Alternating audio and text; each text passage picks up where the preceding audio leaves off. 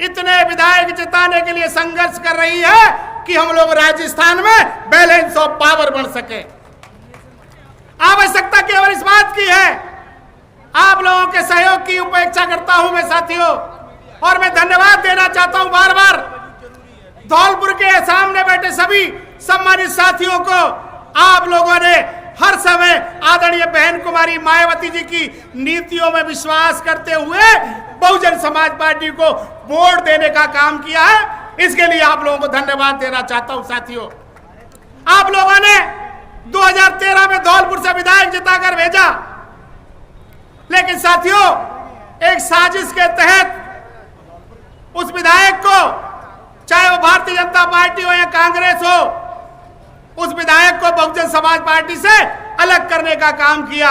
क्योंकि साथियों बहुजन समाज पार्टी की जो रीतियां हैं, नीतियां हैं, वो जैसा कि इस स्लोगन का मतलब है सर्वजन हिताय सर्वजन सुखाय के साथ साथ हजारों साल से जो समाज दबाया गया है, सताया गया है, जिसे सत्ता से वंचित रखा गया है, उसके लिए न्याय और सम्मान दिलाने का काम बहुजन समाज पार्टी इस देश में करती है साथियों।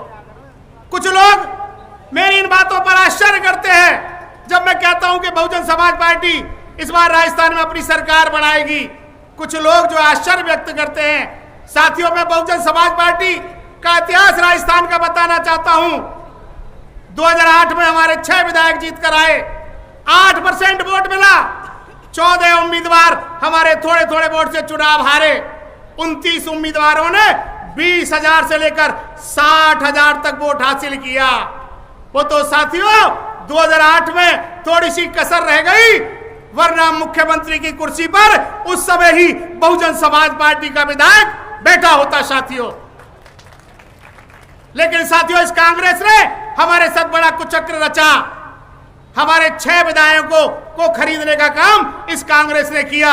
लेकिन राजस्थान की जनता ने 2013 में इस कांग्रेस को जवाब दिया और राजस्थान में कांग्रेस को नेस्तनाबूद करने का काम राजस्थान की जनता ने किया साथियों। 2018 में भी हमारे 6 विधायक चुनाव जीत कर आए और पुनः वही हुआ साथियों, हमारे 6 विधायकों को फिर कांग्रेस ने पैसे के बल पर, पद के बल पर खरीदने का काम किया साथियों। इस समय भी आप याद करिए 2018 में हमारे 6 विधायक जीत कर आए, 9 उम्मीदवार हमारे थोड़े थोड़े वोट से पीछे रह गए, सेकंड रहे। इस समय भी किसी भी पार्टी को बहुमत नहीं मिला। अरे मैं तो ये कहना चाहता हूं, ये 6 विधायक छोटे से लालच में प्याज के छिलके पर ही बिक गए, वरना इन विधायकों में से ही उप मुख्यमंत्री कोई ना कोई होता साथियों। लेकिन साथियों अब की बार बहुजन समाज पार्टी ने अपनी स्ट्रेटजी चेंज की है। हम चुनाव तो 200 सीटों पर लड़ेंगे, लेकिन हमारा विशेष फोकस 60 सीटों पर है। अब की बार हम मेहनत कर रहे हैं, प्रयास कर रहे हैं, लगातार हमारे पदाधिकारी क्षेत्र में हैं। हम लोगों ने बसपा चली गांव की ओर अभियान राजस्थान में शुरू किया। हम लोगों ने जो गांव ढाणी ढाणी जाकर बसपा की रीति नीति समझाने का प्रयास किया।